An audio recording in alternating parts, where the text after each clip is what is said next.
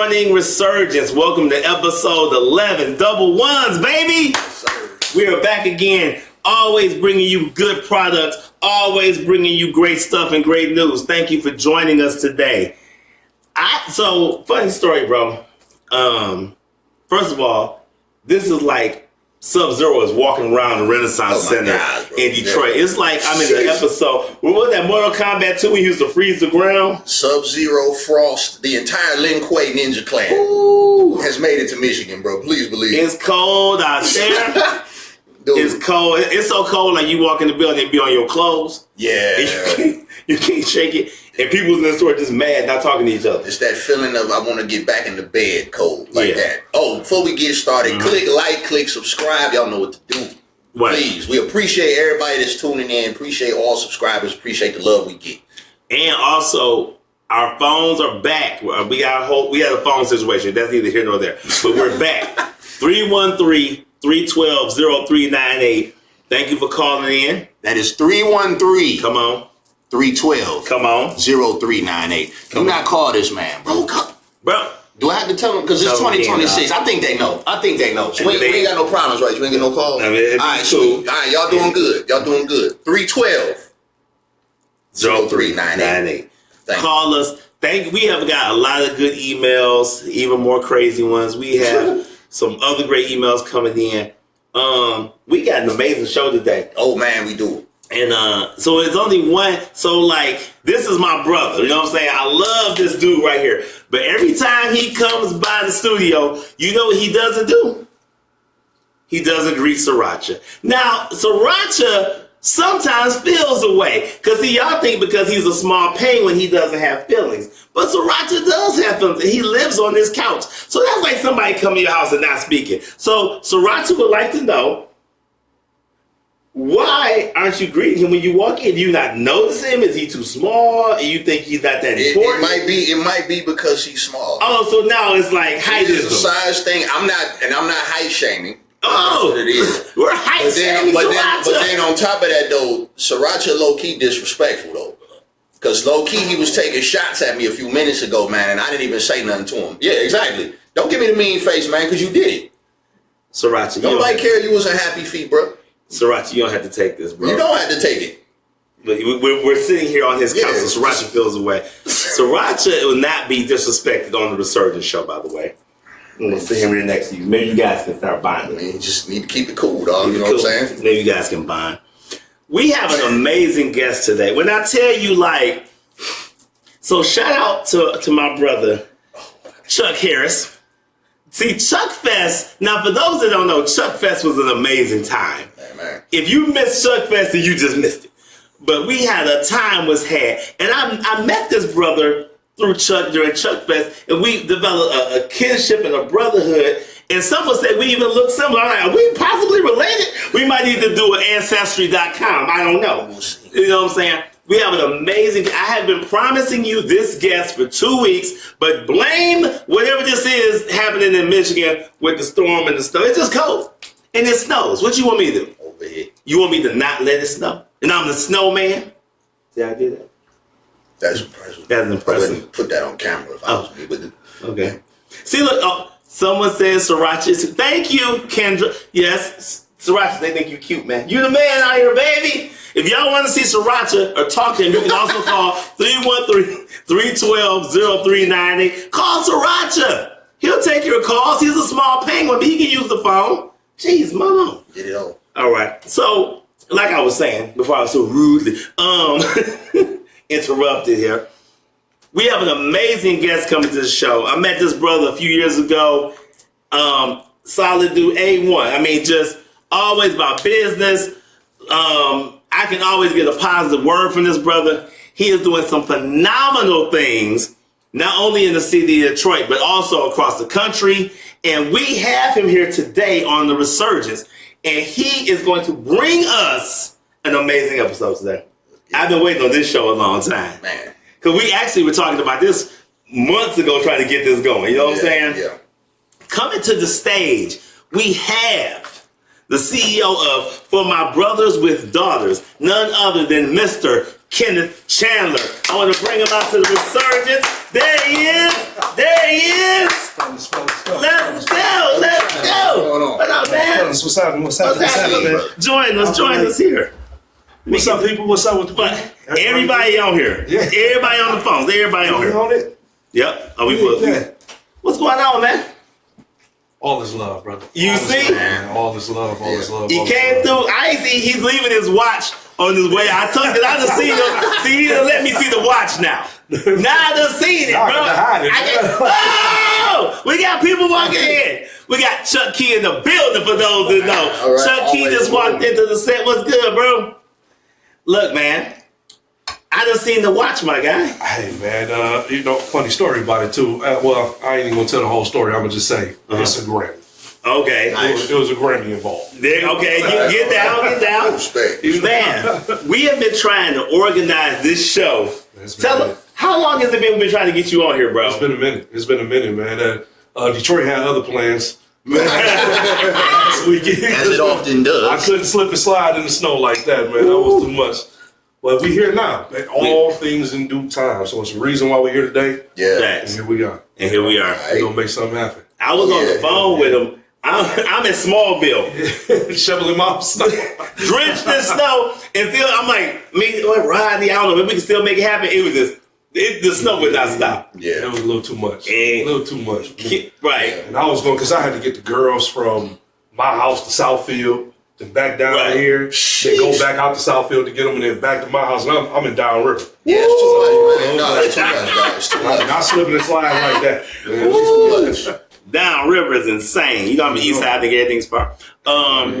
Man, just so blessed to have you here today. Likewise. And you know what I'm saying? We got so many emails and questions, and I want you just to walk us through what is for my brothers with daughters. What does it mean?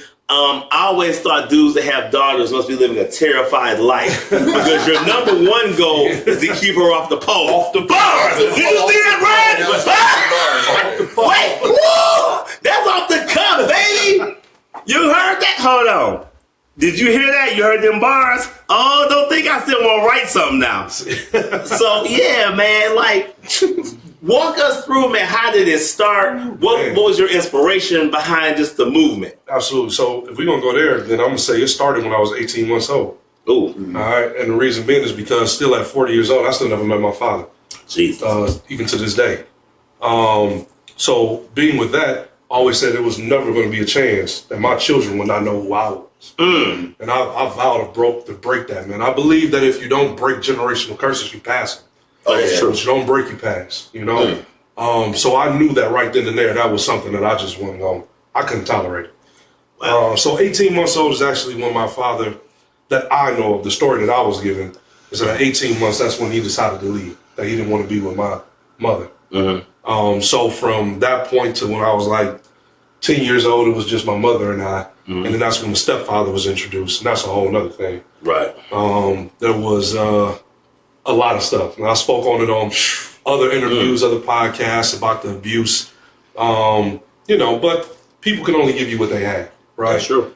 But the nonprofit started because and I'm trying to figure out because it's such a deep story on how it happened. It's not really, can't conflate it. You know what I mean? It's one of the things where we gotta peel back them layers. Hey, we'll do a part two if we got to. We got to peel those layers back, man.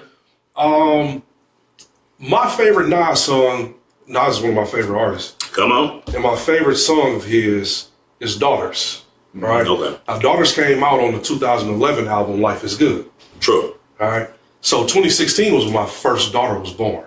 So I like to think that, man, I had to speak it into fruition. I had to, because I've always said when I was a kid, and I only wanted daughters. All right. Really? Okay. Always, man. And my childhood friends tell you, I've always said I only wanted daughters. Okay.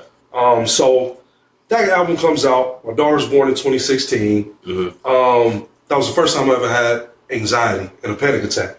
Wow. Is being in that hospital. My daughter had to go to NICU. All right.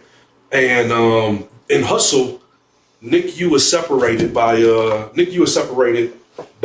the hallway, a bridge, and the main hospital. Okay. So because my daughter was C-section, the fluids did not come out. going down the natural birth canal, the fluids in her, it didn't restrict, to push the fluids out. That's what's inside the sac. Inside the sac, yeah, the amniotic fluid. It didn't. Right. It didn't want going down the birth canal naturally. The birth canal squeezes the fluids out. Yeah. So because she did not, and she was born C-section, every time she would breathe, she would blow bubbles out her mouth and her nose. Okay. And they were concerned about what's when the fluid builds up in your lungs? If it's not infection. Oh man, pneumonia. No, yeah. They were concerned about pneumonia. So she had to go to NICU, and I'm walking across the bridge at NICU, and my legs give out. Yeah, really, my legs gave out. Like they just left. Like, I don't know what happened. Right. That's a moment where I don't really, you know what I mean? But it was the first time that I had ever had a panic attack because I was trying to figure out, number one, how could a man bring a child into this world and not be there on multiple levels? Ooh. How can you do that? That's you. How can you see your child literally come into this world and not be there? Now, when my wife was pregnant, I wanted to be every bit pregnant as she was. So all those runs, all the eating, whatever she wanted to do. In fact, my wife gained a net weight of like 22 pounds while she was pregnant. I gained 50. Woo! You're a dude. It's different us, bro. I joined the 300 Club. Welcome. Pregnancy. Welcome to the club, man. Membership has its privileges. I don't know. And see, you remember me pre-kid. Oh, yeah, I remember. So everything was different pre-kid to right when that baby was born, man. But I can remember every emotion that you could think of hitting me all at one time. The uncertainty of if I was going to be able to be there and provide the emotional stability in those moments for both of them, for my wife and my daughter. Right. Financially, hey, listen, provision is a whole lot more than finances, buddy. But finances is, hey, look, that's when you got a kid and a wife, Yeah. So all of that hit me at one time, man. All of it hit me at one time, and I can remember my mother-in-law and my mother literally picking me up off the floor and trying to get me back to the NICU. I ain't even seen my daughter yet. Okay. I ain't even made it there yet. Like this is in the bridge going over to the NICU. Okay. Right? So that did that. And then I had another daughter in 22. Thanks. Now, so in 22, physically with the second daughter, it's like, okay, well, I got it down to a science now. Right? I know how to handle her. I know how to handle children. I didn't raise my oldest is now 4 or 5 years old now. So physically I'm good, But then it said it again, like, wait a minute. Now I'm adding another personality to the mix. Yeah, exactly. What happens when all three of them are having a different emotional situation? Yeah. And I have to be 3 different people, technically 4, because I still got to be myself, right? But I got to show up for wife. I got to show up for daughter number 1. I got to show up for daughter number 2. And they're all women. And they're all the emotions all over the place. All over the place. Because every last one of them was different. You know what I'm saying? Right. One is mean sometimes. The other one is violent sometimes. Right. The other one is overly emotional sometimes. So I had to figure out how I could show up the best way that they needed me. So it wasn't that the first set of emotions left. They just compounded with the second set. Okay. You know what I mean? And it was, so fast forward, that's the back end of it. Okay. The nonprofit, on the other hand, that came about, I was off for 4 months with the birth of my second daughter. And I remember it very vividly because it's etched in me. I was heading to work, first time back after 4 months, and I'm just chilling, and those anxiety feelings come back around because now I'm leaving my wife with both kids on her own. Anxiety is real. You know what I'm saying? That's a real thing. And here it is. I've been there for the past 4 months, and now she is entrusted to do it on her own with both of them. Right. So that right there sent me through a little thing, and I was listening to Shade 45. Okay. It's raining outside. It's an April day. I'm sorry, it's August. I'm about to say it's a great month. Go off. It's a nice, warm August day, man, but it starts raining. Okay. In that moment, that's when Daughters came on by Nas. Oh, okay. On Shade 45, the favorite song. The song that I listen to that I feel, like I said, brought my life right now into the fruition. Yeah. And right then, dog, I started bawling, like just crying out of nowhere. And in that moment, the comfort that I felt was a voice that's as clear as I'm talking to you right now, which was nothing but God, ancestors, whatever. That said, man, start a nonprofit. It's funny now, I'm sitting there telling the story and the sun just... beaming on me, bro. I mean, like, dog, like, come on, man. Shining. I'm man, you know? Yeah. So, but that tells you that's how the emotion is, man, when dealing with it. But that's how I was saying, it was a voice that came that said, start a nonprofit that's going to show men and guide men to love their children the way you love yours. I work in deplorable conditions every day. Right. And I see things on children, with children, where they normalize their surroundings, their environment, but it's nothing that I would want for my children. You know what I mean? Right. And man, if I can provide resources, even if I can provide a day to whereas they can have something different from the norm, I've done my job.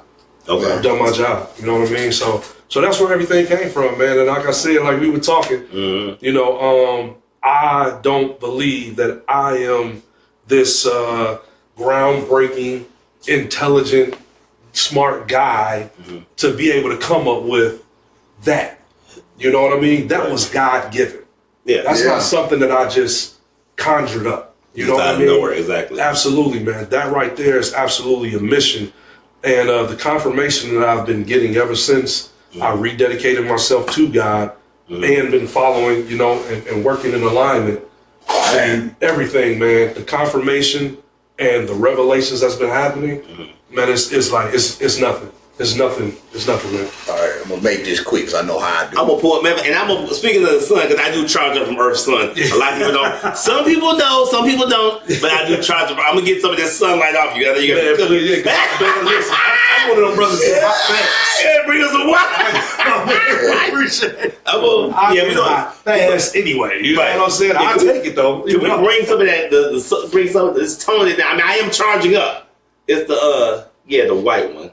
The white, bring that in some. But to go into the part where you, the first part where you mentioned your father not being there, and you just said dedicated to not do that very thing. You wanted to make sure your kids knew exactly who you were. And I mentioned this on the last show, that it takes a degree of discipline as a person to not do what was done to you. Man, you feel me? And so for you to make that commitment is a huge thing. Oh yeah. And then to go into when you said that you don't have the intelligence, we'll have to disagree. I appreciate it. Because once again, if God gives you something, he knows you have the intelligence to comprehend what he's saying to you. Facts. And so the intelligence is in the comprehension, even if it's outside of your thought process. You know exactly what he's saying to you and completely understood it and you execute it. Oh yeah. You know what I mean? Oh yeah. So you know, that's major. Hey man, I'm just a face. I'm the visual. You know what I mean? Yeah, I'm making sure that I'm staying alive so that I can do what's being told to me, you know? And we always ask for more, right? Like we always ask for more, but we don't ask for the capacity to handle more. Oh, wow. You know, we talked about that last month. About like if you win the Powerball. But think about it. You could actually win the Powerball. Then you wake up like, oh, wait a minute. Right. There's a lot of pressure. What am I supposed to do? What am I supposed to do right now? We're not trying to have church on here. Amen. But I do have to say this because that's real. Your obedience is a definite part of your walk. It's undeniable. It's an inevitable part of your walk. Absolutely. But then on top of that, if you are disobedient, but he's still walking with you, he is going to shape your obedience. Oh yeah. Which means he's either going to deny you what you want until you figure it out, absolutely, or he's going to put you in so many obstacles that you have no choice. Absolutely. But to understand, because like you said, what he's going to bless you with is going to be maintained by this new process. Absolutely. So like a friend of mine said, I know how I do, I'm shorting it, I promise. Go off. I told a friend of mine that the amount of time that God has you in waiting is the same amount of time it takes for him to build your dream house. Mm-hmm. So that means if we show up when we want, then we just gonna show up to an empty plot of land. That's right. Right. So he's going to hold you back, but in the process of holding you back, he's shaping how you think, how you move, because you cannot move into the future with your present mindset. Absolutely. Because you're gonna mess it up. Absolutely. So that's amazing, bro. God time and our time are two totally different times. That part. Two different things. You know, it's so crazy, and I'm gonna add this because I still want you to give us more. Okay. So he told when we were planning this whole interview months before y'all even knew about it, but he said, "Get the tissue out." He's like, "Y'all brothers gonna cry." I'm like, "Is he trying to?" I feel like I was at the end of Godfather 3 for a minute there when he saw that. Wait a minute. Who cutting onions up in here? You know what I'm saying? Wait a minute. I'm not crying on the show, man. Right. We're gonna go there. Right. I know I might, because once I get going and when I really think about how everything resonates with me, man, and to know in those moments when I was functioning as my low frequency and vibrational self, to know where I came from to what I am right now. Yeah. If that don't move you, there's something wrong with you. Yeah. You know what I'm saying? Yeah. You know, I know what I was doing. And I felt the love of God wrapped arms around me, man. So I know that in those moments where I've been versus what I am now, this version of me right now is something that I never even envisioned for myself. Yeah, that's a word there. When the Bible talks about peace beyond your understanding, I have it now. I have it. You know, I'm able to sit up here and tell every one of these men in this room, I love you, bro. And I mean it. I love you. I'm the same man that only heard it from one other man, and it was when I was 19 years old. You know what I'm saying? So I am that. I am you. I am all of us. I'm the little boy that never felt love, and I'm also the grown man that can let you know that, man, I love you beyond your belief. For sure. I want better for you than what you even want for yourself. For sure. And you don't even know it. Love you too, bro. And that's God working through you, bro. Man, I'm telling you. Now let's step into so you have the second daughter. Yes. Now, I'm already nervous just saying it. I'm like, mom, that's a house full of women over here. Jesus, what Tanada. Okay, so like leaving the hospital, you come home, so you're at home and you're sitting there looking at them. What's going through your mind? Now, you know, once all the calls have stopped, the people that brought the balloons and the bears. And that's over with. Now everybody back on their normal. We back in Somerset. Oh, good luck, bro. Like, you got it, my man. Right. See, so now, what you're sitting in the living room and you're looking at them, what's going through your mind right now? And that's when reality set in. Okay. That's when reality set in. And that's when, I mean, to be honest with you, man, you kind of, in those moments, you let God, and you kind of rely on your natural ability. Thankfully, for me, I guess I had a cheat code because I had a single mother as a mother. Right? Okay, Yeah. So my emotional intelligence has always been a little bit different. Reason being is because she didn't talk to me, and oh man, we probably really gonna go there. Single mothers tend to raise their children as the man that they want. Ooh, we probably gonna get shut down again. I thought we got kicked off 3 weeks ago. We're probably gonna get kicked off again. All right, we gonna be there, right? Yeah, we there. And so, because my mother was so used to avoidant men and that attachment, you know, that detachment, you know, right? That toxic style. I was given a different level of emotional security than what I can say I probably would have received had a man been in the house. Right? Yeah. Because at that point, when you have the duality, the man typically is, you know, leave him alone. If you fall, he'll be all right. He's good. Get up. Do it again. Try it over again. Try it again. Whereas the woman, when she's in the place where she has to be both of those things, she can let you do it, but she'll still heal the wounds. Yep. Yeah. You know what I mean? So you don't get just one side of it, right? So I could say that she let me kind of be me, but still, you know, kind of shape those. She's still going to nurse you because it's still the woman at the end of Absolutely. You know, she nurtured, nurtured the hell out of me. And then she understood she wasn't no millennial woman. She understood to give self up. Yeah. I'm sorry, but it's all facts. That's just what it's all facts. That's what it is. They were doing some different parenting back then. It wasn't none of this. You know what they doing now is not happening back then. They got grandma on speed dial. Like, hey, I need you to watch a little Daquan for me real quick while I go shoot this move. And wasn't none of that back then in the 80s. You know what I'm saying? You actually had your kid back then, like as a woman. There was an age gap between mama and grandma. It was. We're gonna start getting emails soon, fellas. Just we're dancing on that line right now. I will go off smoke. Hey, listen, go off smoke. I'll tap dance on it because this is my life I'm talking about. Right? This is my story. All right? Right. Yeah. But yeah, so I think I had a different level of emotional intelligence, and I could be the chameleon.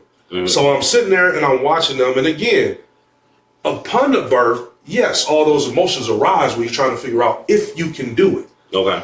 But life is the best teacher. It's going to give you the test first and then the lesson. Right? That's so I had to get, I had to grow up in those moments where I'm like, oh yeah, this is it right here. I don't have a choice. I'm responsible for this. It's either sink or swim.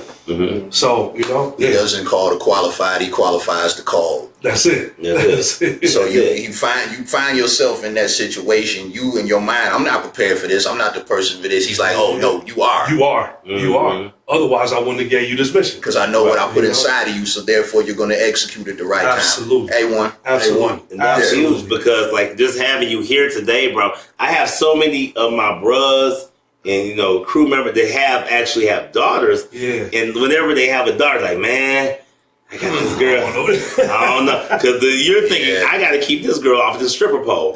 How am I gonna... first and foremost. Right. So they're nervous. See, dudes be nervous when they have daughters because dudes know other dudes. And we all know ourselves. We know ourselves. It's like, for me, to be honest with you, and maybe because at the ages of 9 and 3, my mind doesn't, I take every day at a time. And at the end of the day, you have to allow them. One thing is to love them and present them with grace, but still give them space to fall. Right? True. Yeah. So you still have to be intentional in what it is that you're doing, but my mind don't work like that. Like I don't see my daughter. I don't foresee that happening. But maybe, none of the brothers. Because everybody that's on that pole is somebody's daughter. That's true. Right? And we in there supporting them. I've been in there supporting. I spent lots of money. Everybody got it. There's nothing wrong. Thank you for the entertainment. But you just saying when it's yours, you're like, oh, wait a minute, hold on. Because first of all, most dudes don't want their daughters even dating, let alone. So just, and I know we've talked about, I don't want to jump too far ahead into the interview. Right. But we've touched on the point where you were motivated to do this for the men with girls. Because a lot of times, us as black men, we know that the culture has been neutralized. Yes. And we know that there are not a lot of fathers in the home for these boys. And we see daily the result of how it is when the father is not there. Absolutely. For these young men out here in the street with the YN culture and everything. Absolutely. But you took a different initiative. That's right. And you told me something. I'm going to let you say it because I know what you're going to say. You told me something on the phone was the reason why you said, well, no, I'm going to focus on the women because remember we had that conversation? Absolutely. Okay. So and to go back and to give the context behind that is I've been a football coach for 20 years. I've been a mentor for Dave Bing when he had his mentorship program. I've done a Steve Harvey mentorship program. So I've been in mentorship for the better part of 20 years. Right. And obviously this for me, it hits home because I have 2 girls at home. Right. Sure. So that's why the niche was absolutely needed. But I feel that if you raise the conscious level and the standards for young girls, the boys ain't gonna do nothing but conform to what it is that needs to be done, right? So it's one of those things of oh man, what is it? Adapting adaptive culture? Yeah, it's adapt, but remember How to Be a Player? Remember when that's all they kept on talking about is that, how you had to adapt or retreat? Yeah, you have to adapt. I think that's what it is that's needed. If we can raise the conscious level and the standard for our young girls, the fellas ain't gonna do nothing but fall in line. There's nothing that they can do. They gonna have to step it up a little bit. You would have to because wow. I'm gonna say this. Women dictate what's culturally in the norm. The norm. The black women are saving grace right now. That's true. They're saving They grace. just don't realize it. No, I think they realize it. It's just the thing that right now, I think it's right now it's kind of like, it's not necessarily being micromanaged, right? But I don't think they have been let loose. Not yet, but it's coming. It's coming. Wow. But man, and when it go there, I just want to be on the right side. Let me touch on what he just said, because what he's basically saying, ladies, is this is why y'all are held to the standard that y'all are held to. Man. Because you as women, you cultivate life. Yes. Thanks. You produce other girls or you produce boys. So yes, you're going to be held to that standard. So that means that if you are still dealing with toxic men, they're only in business because you continue to deal with them. You are dealing with toxic men and procreating with toxic men, which means what are you creating? Toxic children. Toxic children. Right. So it is a perpetuated thing. So yes, raising daughters to be a particular way, to have a particular mindset, to have a particular approach, it does influence their selection process. Absolutely. Which therefore solidifies the lineage going forward of decent people.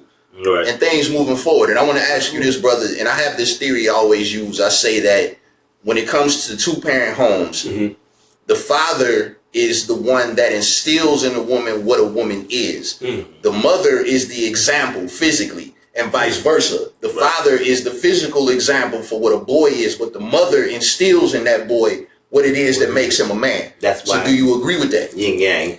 I can agree with that to an extent. And the reason being is because being a man, being a woman is so subjective, right? It's not a monolith. Right. Right. Yeah. And I think that that's the thing, is that you can instill what you want in a man, what you want in a woman. Yeah. But it's not a conflated thing to where I can say this right here is a man, this right here is a woman. You can give me accountability. You can give me responsibility. You can give me my emotional intelligence. You can give me, even my intellect. But if you don't value the color red as a woman and I'm red, does that mean that I have no value? Right. Exactly. Fact. All right. Fact. Okay. No, you just want blue. You just want to Right. Yeah. Basically. It don't mean that I don't have value just because I'm not what you want. So that's where the subjectivity comes in. Right. But so I can agree partially to it, you know. To go back to the other statement of what I said in terms of raising the conscious level and standard of our girls, that does not remove the responsibility from the men now. At all. Okay. Right. That is still us taking responsibility for those hyper masculine, those FNs. the FNs. all of that. Right. Just the worst to be, but right. Man.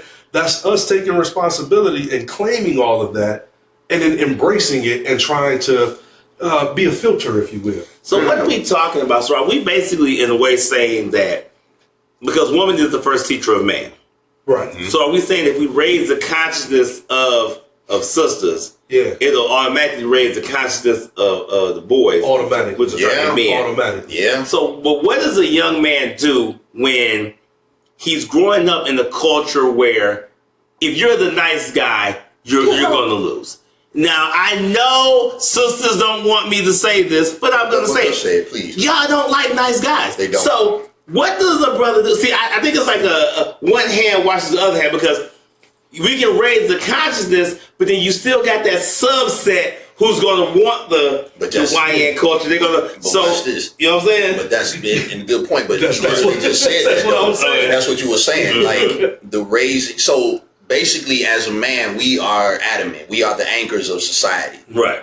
But if we are subjected to choosing mates that are not stable, into toxicity, not into positive male traits, then yes, we're going to be thrown off. Because I was going to bring this up later in the show. The woman that you choose to be with in your life does really dictate the course. Or plays a part in the course. You feel That's the most important thing as a man. The woman you choose is not your college, not your job. The woman you choose is the most right. That's the most important decision, I think, as a man. Look at this. It's and not to cut you off, but to your point, there's a distinct difference between Obama and OJ. And that's all I'm saying. Yo, you see? Because the woman is supposed to, you know what I'm saying, elevate you more.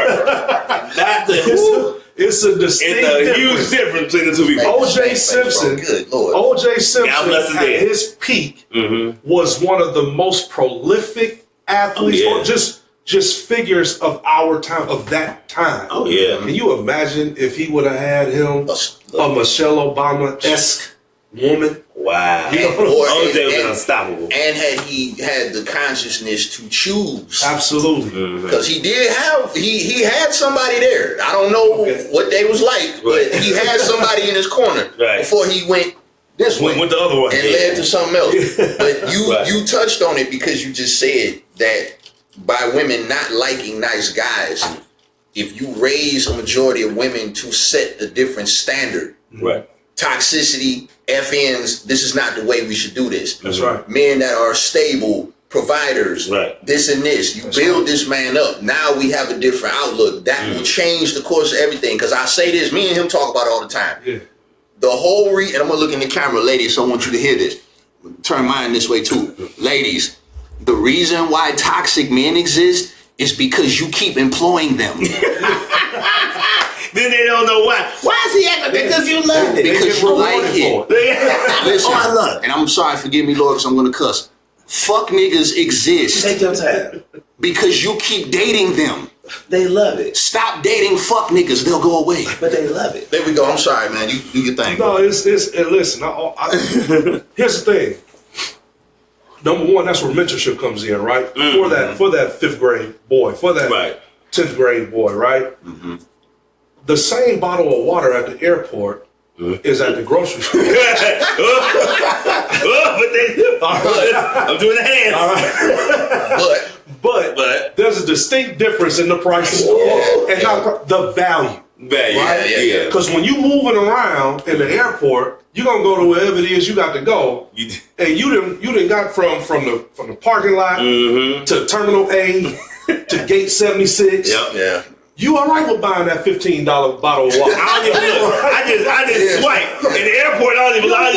I know it's ridiculous. You like it's the airport. I expect that. You know what I'm saying? But that exact same bottle of water, you ain't did nothing but just change locations. And that exact same bottle, $2. You was almost like Elijah behind me right there. If you take this water and pour, I was like, yes.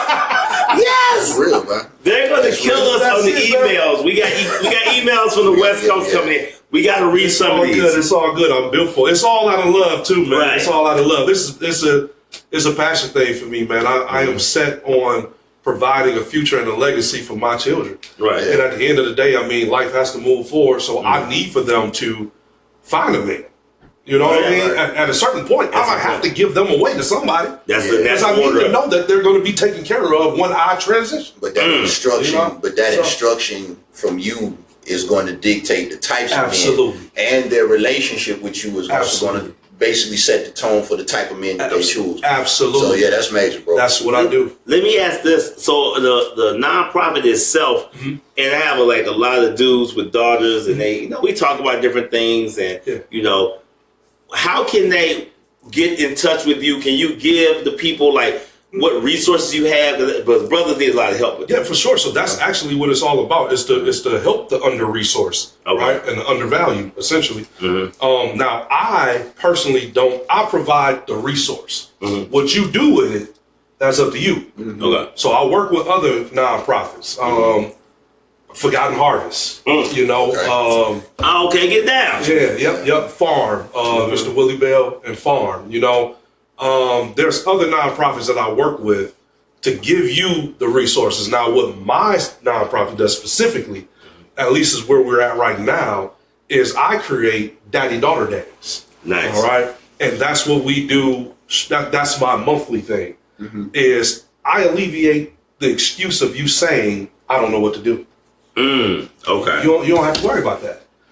All you got to do is show up. I need your body and your daughter. You know what I mean? Because we're going to build, we're going to create, you're going to have fun, you're going to make a lasting memory, and then you're going to be able to talk about it. So sometimes I might do it twice a month, sometimes once a month.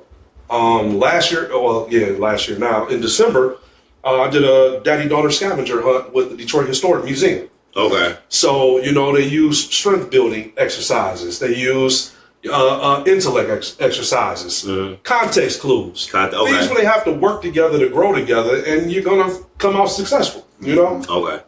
Then also, I had the hot chocolate bar and arts and crafts downstairs for them to have fun for a minute, So those are the type of things that I like to do. Those partnerships in there. We have Feed Your Neighborhood come on the show. Shout out to Feed Your Neighborhood. Shout out to our boy EJ. We need you back on the show again, bro. That would be a good connection. Oh, yeah, for sure. Yeah, we need to link you brothers together. We're going to do that after the show. Let's do it. Oh, and we were talking earlier, my big brother Manasseh, he was supposed to be here this weekend, but coming soon, because Big Brother Manasseh has a book on fatherhood, uncharted territory, and I was telling you that y'all are like the bookends of the knowledge, because he's with the sons and then you're with the daughters. Yes. I need you brothers to connect, bro. And then we had to come back, man, when mine drop. I'm in the process of writing my book right now, too. So come on. So, yeah. Okay. Yeah. I should write a book. You know what I'm saying? My memoirs of Indiana. I'm writing a book. Are you writing the book, too? Oh, everybody got. You got a book, Bruce? I might have a book. Oh, God. The book tour. Key, you got a book? Coming soon. I'm not going to be like Sriracha. I'm not gonna. Me and Sriracha will not be the only ones without books. I think he got a movie too. Sriracha got a movie. I think he got two. He got two. No, it's three actually. He got three. Oh, Sriracha, you living here rent free? Be behind. You living here rent free? You got 3 movies, bro. Better check them residuals. I gotta check the residuals, bro. We gotta get to some emails because they're gonna kill me. They're literally gonna kill me if I don't get to these emails. And it's so many good emails on here, brother. And the first email says, let me go back as I scroll down here down my list. This email is from the West Coast, from Las Vegas. What are some uncommon problems that fathers are facing today? Ooh. Uncommon. Ooh. Man, I think they're all common. Yeah, you know what I'm saying? Yeah. Because you think, I guess, fatherhood from the 1950s or 70s. Versus now. Whereas our fathers are dudes from the 70s. These different kind of dudes. Well, yeah, it's different. Well, if we're talking about what the fatherhoods are facing internally or externally, Let's say both. Let's do both. Different, right? Because internally, we're battling with the access that our children have, and that how accessible they are, but then how much access they have as well to the outside world. You know what I mean? So, for me, internally, I'm kind of battling with the fact that I watch my daughter move on her iPad, and I'm like, man, I never thought I was going to have to deal with this, but this is what she's raised with now. Yeah. Whereas text messaging for us didn't start around till high school. You know what I'm saying? For me, you know what I mean? They used to charge you for it. The kids don't believe that. I'm like, you can just be texting all. I remember you be mad about, hey, bro. But you had to wait till the weekends to talk to somebody. Oh, yeah. Limited texting. You remember that? Free nights after 9. I remember back in the day, if somebody called you before 7, you be like, what's up? What's wrong? Hey, man, call me back after 9, bro. Like, wait. Everybody done paid their cell phone bill. They're like, what? How much? I remember that time your T-Mobile bill. Yeah, don't remind me, man. And it came around tax time, too. I was like, come on. This dude called me. I was like, bro, how much is your bill? I'm like, you got me doing something. Even though she was from Sweden, though, so I had to so I get it. What's this? So that's internally. So externally, we're talking about technology, which is doing a number, not just on all children, but the Black community especially is in a it's a nightmare. That's probably more external. Internal will probably be, emotionally how you handle it. External will probably be the actual, the overview cause of it, but of being that access, But yeah. Speaking of fatherhood, and let's say our fathers of the 70s and 80s and whatnot, how do you think fatherhood has changed in the past decade from dudes like our dad versus like a dad today? I think personally, man, like now, just like we were saying, we can show emotion now. Mm-hmm. It's okay for my daughter. My daughter seen me cry, I don't know how many times. Mm-hmm. Like, man, I let it out. That's cleansing. Cleansing, right? Yeah, man, like Jenna said it best. It's like taking your soul to the laundromat. You know what I mean? Put a pin in that. So come back to that. Yeah, we're gonna jump in for sure. My daughters have seen me in every emotional setting and stage that there can be. Mm-hmm. You know, they know that. And I think that back then you ruled with an iron fist, right? Oh, I think the toxic masculinity, it doesn't go anywhere, and it doesn't necessarily change, it mutates, right? Mm-hmm. Like the face is different, the appearance is different, but the overall resounding effect is the same. Mm-hmm. You know, so back then, to tell your children that you loved them was to tell them, "Boy, you ate, didn't you? I bought you them shoes, didn't I?" That's how they showed love. Dudes of that generation, that's just how they showed it. Absolutely. Not that they didn't love you, but that's just how they showed it. More so than maybe Absolutely. say. That's how they showed it. You know? Yeah. Fences love. Exactly. It's so amazing movie. But and now you could grab your kid. I grabbed both my girls before I left the house and gave them all the love. I love you. Kiss them. I love you. See you later. Right. I'll be right back to pick you up. All right. Mm-hmm. So yeah. And so that would go into. So that was a debate I had yesterday with a friend of mine. We were talking about how like we said earlier, what masculinity is viewed as. Yes. Vito mentioned that earlier when we was talking, how masculinity has changed, or the expectations of masculinity have changed. By you crying in front of your daughters, by you being open, you're teaching your daughters how to appreciate a man being vulnerable. Absolutely. You are a man to them. Absolutely. So regardless of whatever state you're in, absolutely, you are their father, you that man, you that blueprint for them. Absolutely. So, because I've just come to the realization that vulnerability has been viewed as a weakness. Yes. Emotion in a man has been viewed as a weakness. Yes. True. I have to basically assimilate a perfect existence. No sadness, no pain. Right. Everything is on the up and up. Right. Job is good, this and this. Anytime something goes wrong, you're going to leave, because as a woman, you have imprinted, oh no, he's a weak man because nothing's perfect. Yeah. But you cannot be, and that's the thing now, to have to bottle that up. And be like, okay, now I'm just indifferent. I'm stoic. Yeah. No emotion whatsoever. Yeah. My heart is not an option. My feelings are not an option. Sure. Because you are going to take that and weaponize it against me. Absolutely. So you are basically, you are also really, without you even really doing it intentionally, you are showing your daughters to appreciate vulnerability and emotions out of a man. And understand that even if he shows that, it's not changing who he is. Absolutely. And it's, trust me, it is intentional, because we've got to show that, again, just said it, we're not a monolith. Right? And you have to be able to appreciate that man, because, again, we're so reduced when it comes to provision for finances, right? Mm-hmm. But we provide structure. Mm-hmm. We provide our protection. Mm-hmm. We provide sound mind. We provide, there's so many things that we provide. So I have to give you all of me. Mm-hmm. I can't just give you some of me. You got to know that there's going to be so many different facets of daddy, And I am your first boyfriend. Really. Your first boyfriend. You're the blueprint of it. Absolutely. And speaking of provision, and I know you touched on it, could you give a rundown again for the people? What supports does your organization provide for the men with daughters? And we got to touch on brothers that have been incarcerated coming home. You do that too? Yeah, I do that too. See? So brothers coming home from doing that bid, they may come home to a 12-year-old girl, but she might have been 5 when he was locked up. Absolutely. A whole different kid. Absolutely. And so numerous things that the nonprofit offers, one of which is co-parent mediation. Oof. Where I work with, it's myself, also board licensed therapist, and then I also have a friend of mine who's a family lawyer as well. And we'll all sit down at the table and try to come up with the most conducive thing that will provide stability for the children. Because at the end of the day, it's all about them, right? Mm-hmm. The other part where I think you're getting at is that I'm certified by the National Fatherhood Initiative to do fatherhood classes.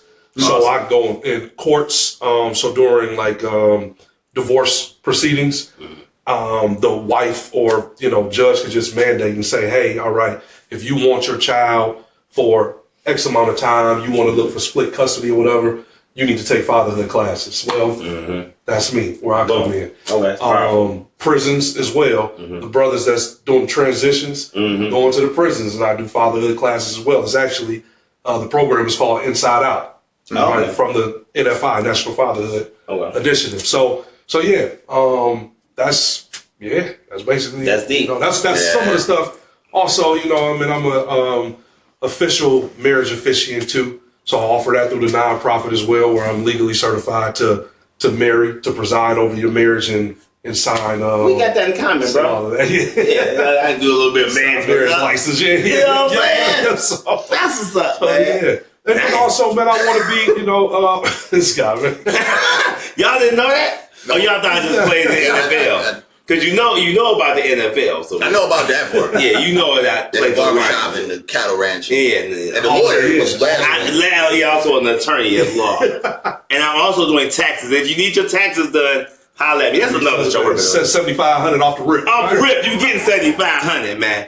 Dang. Oh, man. See, that's problem because, like, it just in the court systems, because, like, that could be a war. Very much so. Because you're in there, it's a lot of emotions. Maybe the woman's not over it. Maybe the dude. And it's just a lot. It's like the kid becomes like a tug of war piece. Absolutely. Yeah. And that's what we don't want. Absolutely. Right? And the worst thing that I see is when, I'm not going to say aside, whether it be men, women, white. But it's women. Right.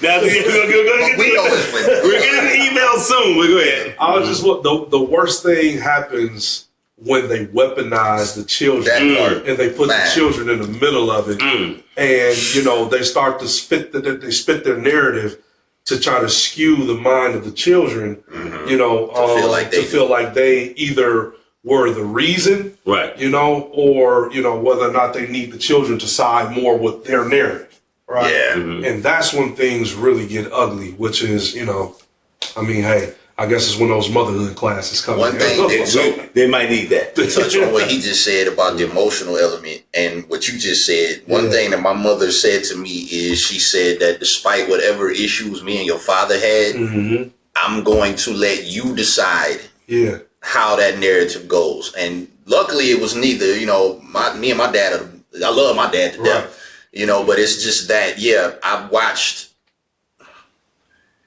I've watched a particular parent try to use the child as a pawn. Yeah.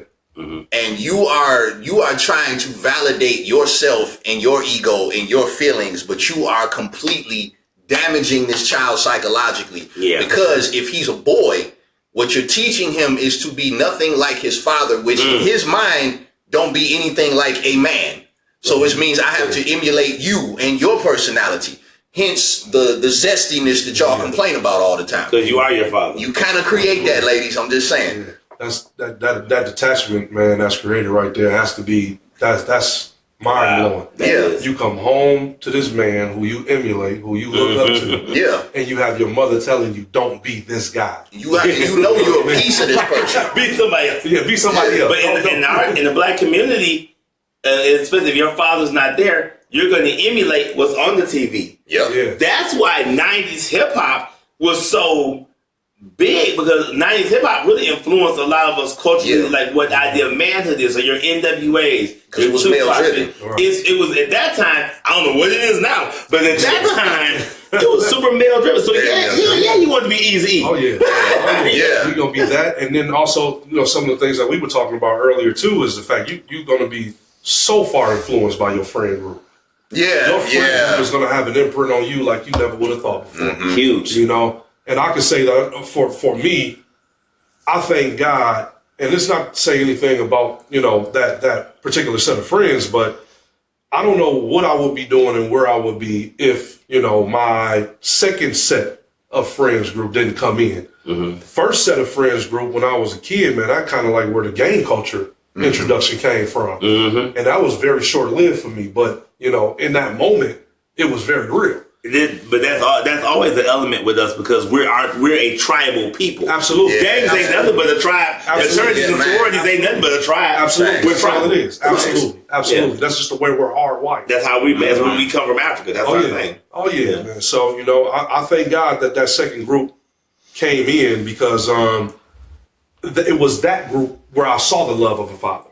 My surrogate father, who I met when I was 13 years old, I credit him. In fact, that's the only man I ever heard the words "I love you" from. Now, is this the stepfather? No. I never heard that then. Okay, we're gonna probably say that for part 2. We're gonna bring out part 2. Man, that one heavy. That one heavy. That one heavy. Okay. That one heavy. When I talk about some of the things that happened in the house, when I tell you I was treated like a stepkid, I was treated like a stepkid. We got to touch on that one. We're going to give y'all a part 2 for that, and we're going to touch back on that. I got another question from Las Vegas coming in. As founder, what obstacles have you faced starting this organization? If I'm being honest, man, I'm going to be completely honest, and I hope that this doesn't sound, hopefully it doesn't sound anything. I haven't faced one obstacle. That's what God's engineering. I'm just going to be completely honest with you. In fact, when I tell you the way things have been falling in my lap, I mean that. So November 22 was when I actually started the organization. Awesome. I did everything on my own, in terms of studying bylaws, for articles of incorporation, everything like that. I did everything myself from beginning to end, right? I did not do anything with the nonprofit, and I think it's because, like you said, God was building, right? I didn't have the capacity to do anything at that moment. And it actually took until an unfortunate situation that was bigger than me, to where I literally had to drop down, cry, man, cleanse my soul, ask God to, man, feel me. Anything that's not supposed to be inside of me, remove it. Only thing that's supposed to be in me was edifying to you. And when I did that, man, I've been getting confirmation ever since then. So from November of 22 to, literally from November of 22 to literally November 3rd of 25. Nice. The organization lied dormant. Okay. I didn't do anything, not one thing. Soon as I did that, when I took, man, it just, all at one time. I work at, well, I ain't gonna say where I work, but I was blessed enough to come into. We don't want people to storm the building because you're gonna be mad as hell when you find that. Like, wow. We ain't gonna do that. But I was blessed enough to be in the company of someone where a general conversation led to him saying, "Hey, man, I got an organization that looks for grassroots nonprofits and will restructure everything for you for free." Wow. And I'm like, these are the things that's typically gate kept. Yeah. You know what I'm saying? Don't nobody usually come off of that type of information. Hell But no. you know the gatekeeper. But I know the gatekeeper. I know the ultimate author, right? Yeah. And ever since I rededicated the nonprofit back to God and myself, that's when things started hitting, brother. Man, and he gave me the contact. I reached out to them. They put me an entire legal team together. Nice. Instantly. Get down. Restructured the nonprofit instantly. Gave me a full marketing and advertising team instantly. All pro bono. Wow. I haven't had to do anything. I ain't had to lift a finger, nothing. The only thing I do is I meet with them. I tell them my vision. They make it happen. You know what I always tell people? this what I say. Same God, part of the Red Sea. Same God now. Same God. Same God. Same God, man. I Same never. God. Wow, that's huge, bro. I redid my website that night. And I mean that night. And I let God move me on how to redo it. You know what I'm saying? Okay. And man, the traffic, the participation, the connections, the rooms that I'm in. In fact, I was just telling you, I got approached to do DTE's mental health initiative. Okay. Where I'm doing 2 episodes for them. Yeah. I didn't know nothing about any of it. But they just happen to be on Facebook, corporate communications. I don't know if they just go around checking our Facebook or whatever the case may be, but I'll just say where else. Right in there. Oh, really? We didn't hear that. But erase that from your memory. Yeah, we gonna edit that out. But man, I never, not once, tried to do anything. You know, they approached me about, you know, being a part of that initiative. And it lets you know that when you're aligned, your name is coming up in rooms. That's what I was gonna say. That you ain't even allowed in physically. Yeah. See that? You know what I'm saying? And See that's what it's all about, man. That's where integrity comes in, is to live like nobody's watching, but doing the right things at all times. So, I mean, that's kind of how I try to live my life right now. And then that's why we got to give y'all a part 2. But before we go, we got to do another email. Now, this is from our email list. Okay. You got to join us on this now. Oh, man, please. This is the other side of it. Yeah. And we're going to bring you Mr. Ken Chandler back for a part 2, because this brother has such an embodiment of knowledge, and we wanted to get to the people. You know what I'm saying? We're here for the people. You know what I'm saying? That's why we're here. That's why we give you the product uncut, baby. It ain't stepped on. Mr. 17. 17.5. What? Give me hype. What? 17.5, baby. Let me tell you something. Don't mind me. Dear Resurgence, my name is Diana. Is it Dirty Diana? Should be, maybe not. I'm a very successful 30-year-old African-American female. Yeah, kind of feel it's already, Come on. Yeah, go ahead. When you lead with that, I kind of already know what it's about to go. Doing hands. I'm currently in law school with no kids. That's a rarity. Okay, what's the catch? I would love to be married, but all the guys I meet are either already taken or lying to me. I often meet guys out at local bars or social gatherings around the city. So don't go to... Okay, go ahead. I'm trying to hold the lions back right now. My last boyfriend said that I traveled too much. Oh, I knew it was something. And we lost our connection. I do enjoy traveling. I take a trip at least once a month just to clear my mind, but I still have not found the man that I believe would be a great husband. Am I doing something wrong? Yes. Get your ass off the plane. This is an easy fix, actually. I disagree. Go I disagree from that angle, but go. Cook. Nah, I was... Yeah, you go ahead. I'm just turning the camera. I don't know which way to go. I don't disagree with getting your ass off the plane.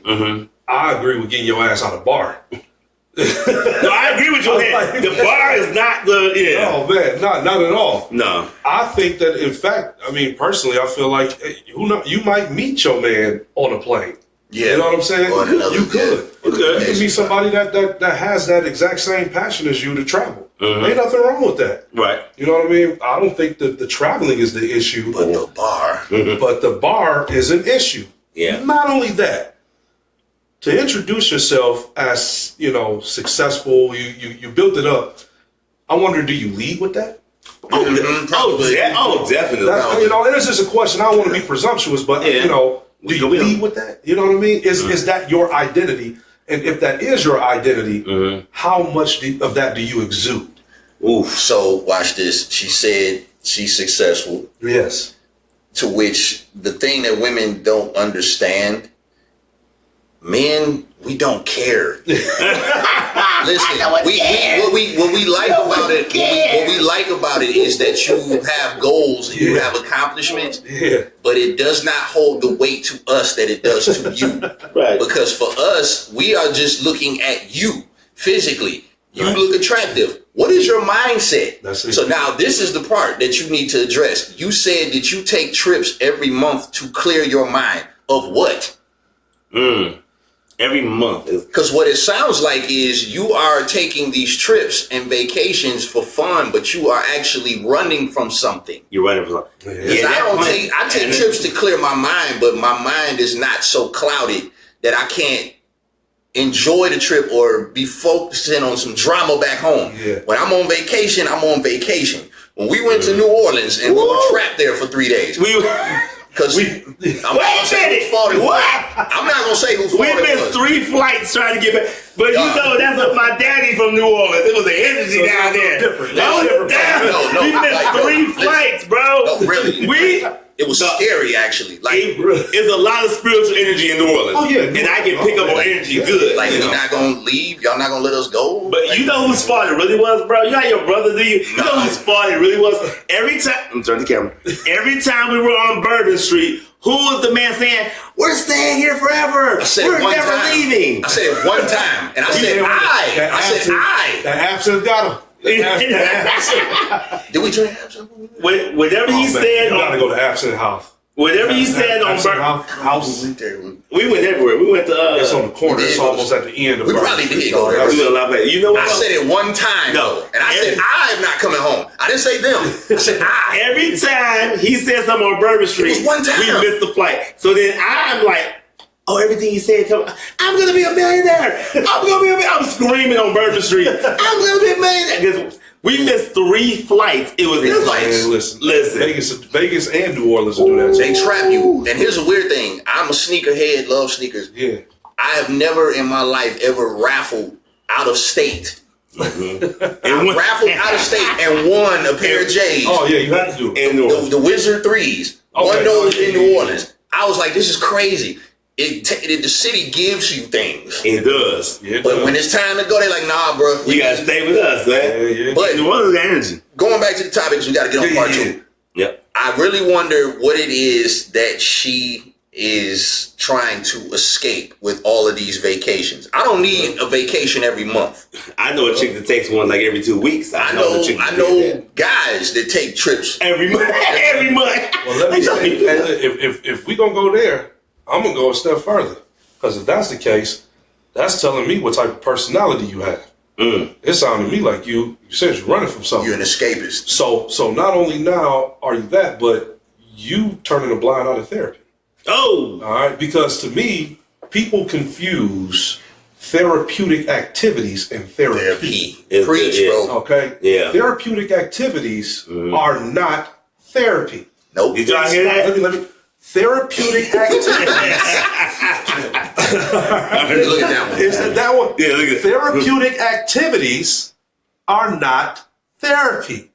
In fact, they work hand in hand. And you would be surprised how therapy, traditional therapy, would help you enjoy your therapeutic activities. Wow. Come on. That much more. You know what we gotta do?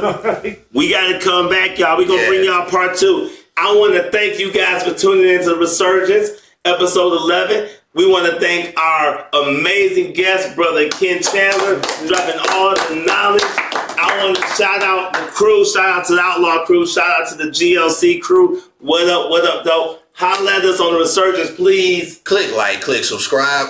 Y'all know what to do. And also, please call us at 313-312-0398. That is 313-312-0398, not Vito's phone. Thank you. My phone? No, just call the business number. We love y'all and thank y'all. We coming back again with a part 2 to this. Sriracha says goodbye. Sriracha will not be disrespected, bro. He will not be disrespected. See that? Bring him in. Look at his eyes, though. Because he feel away, bro. He mad as hell. He feel away, bro. You know what I'm saying? Peace. Peace. Peace.